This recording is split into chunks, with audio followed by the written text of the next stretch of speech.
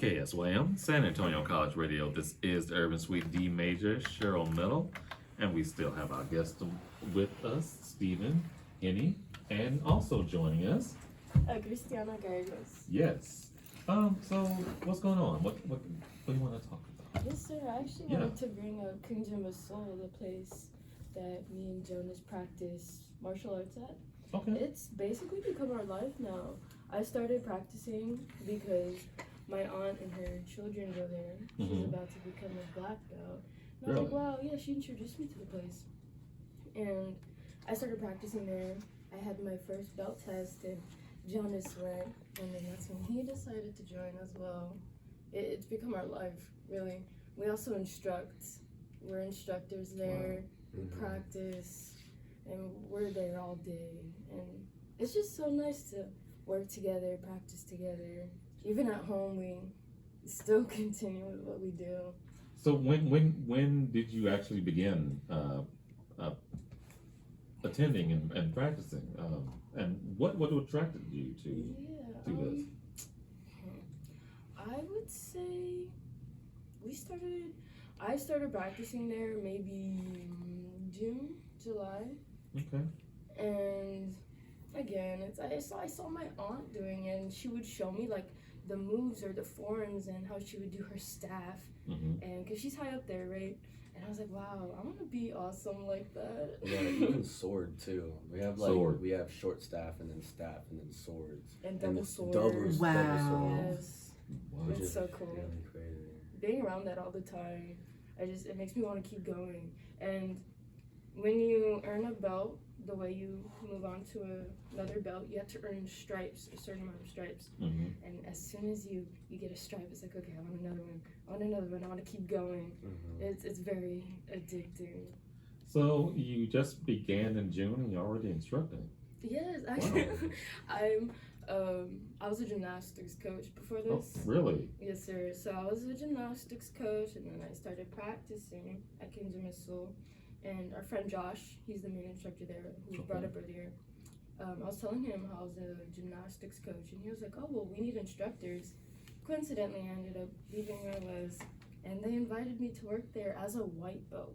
Wow. So they put a lot of, they were confident in me, so yeah.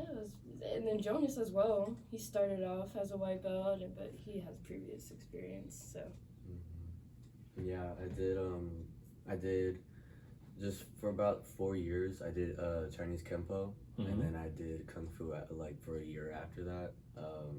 I was a second degree in Kempo, and then I fell off of that for so long, but now it's like I'm relearning a completely new martial art, which has so much different forms and different ways of striking and techniques, So that's really cool, just doing all that. So what is comparable between each different form of martial art that you have experienced in, and what can you say about that? I would say the difference from all of those definitely has to be the focus. So I feel like each different martial arts has focus. Like Taekwondo, we're focused more on speed. I want to say during Kempo we focus more on emulation, because we learn different stances from like animals. Like we had mantis, we had monkey. We also had a stance that was called rhino. So we would emulate all those things. But in Taekwondo, we focus more on breathing and the energy that flows through our body, and manipulating it for attacking and stuff like that. So I love martial arts in general, because no matter what type of martial arts you use, like from whatever area of the world, it's all focused on how you can, I don't know, break down the human body, but they do it in so many different ways, and they all learn it from, they all develop them themselves. So I think the whole martial arts thing is just, it really is art, and it takes science too. Yeah, I also say, do you think you have, I don't know, I guess, advantage in a way with the experience of learning a little bit from each of the martial arts? Definitely. Oh yes, I would Definitely. agree with that too, because even with me starting before him, Mhm. he could do moves that I couldn't even do, and I'm like, okay, I need to practice more. We need to be on the same, like, I want to be on the same level as him, you know? Yeah. Yes, Yeah. and also earlier you asked me about one of the things that motivates me. Mhm. Josh, most definitely. He really pressures us in a good way, of course. Like, you need to come to practice. Come to practice. Are you coming to practice? You guys are gonna stay late, right? Or come in early. He's a pretty cool guy. We hang out with him outside of Kunja Missile. Master Myers too, and Master Charles. They're all very good. Like, they're good also as our bosses, but also as instructors towards us. A family, really. Like, they won't go easy on us, but that's because they want us to know how to do it. So Yeah. they'll throw us on the floor, or they'll hit us really good. But that's because, like, if you're gonna teach someone, you don't want, like, you want them to know how to use that Mhm. technique. Like, fully experience it. Mhm. Oh yeah. Like, if you're gonna feel it, that's how the other person's gonna feel it whenever you do it to them. Mhm. Oh man. So do it right, you know. Yes, Right. do it right. Yes, and when me and Jonas are practicing together, we do not go easy on each other. I love it so much. Yeah, we were talking during the break, and they go hard on each other. They will throw the bejesus out of each other, and that's good. And we were also talking about the relationship and how this enhances their relationship. And what I want to say is, I appreciate you so much in supporting Thank you. your man in the Yes. music and in life and in doing all this, because not every partner is super supportive of their partner making music, and it's important to have somebody by your side when you're a music creator, because it's emotional. You're putting your life and your soul and your everything into it. So to have a partner there with you who understands, who allows you that freedom, who supports it, who's there to help you when you need even the littlest thing while you're creating, this is what you got, and I commend you. And that's only going to make his music even better. Especially because she is a huge, like, she loves music. Like, she doesn't listen to, like, she listens to stuff that, like, even I haven't heard of yet. So she'll put me onto Oh, that. I love that. I And love that. Yeah. Even Yes, if I tell her, yes. like, I'll just, like, make something, like, really quick,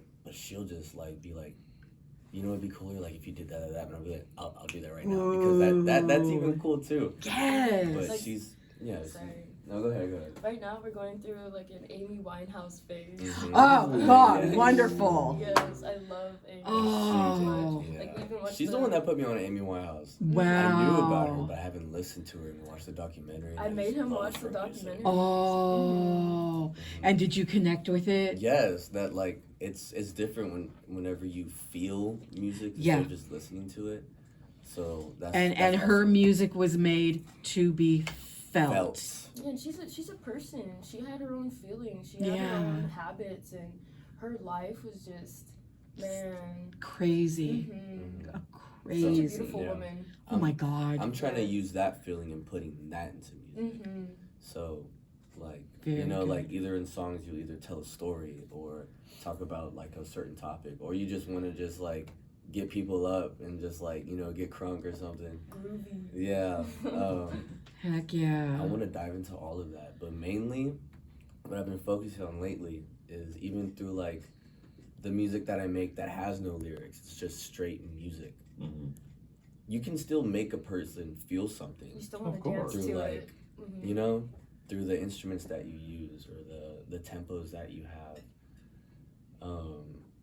You can just really make something that makes someone either think, or, like, even just with frequencies too. There's so much you can do. Oh yeah. The frequencies are very important. Mhm. Well, music is called the universal language for a reason. Exactly. Most definitely. And y'all stay tuned. We've got more coming up. In this block of music, we have a track from our friend Andrea Vocab Sanderson, plus the latest from Mia May. But right now, the latest from our friend Ganga Lee. This is I Still Love You. Do not go anywhere. More coming up. This is the Urban Suite, KSYM, San Antonio College Radio.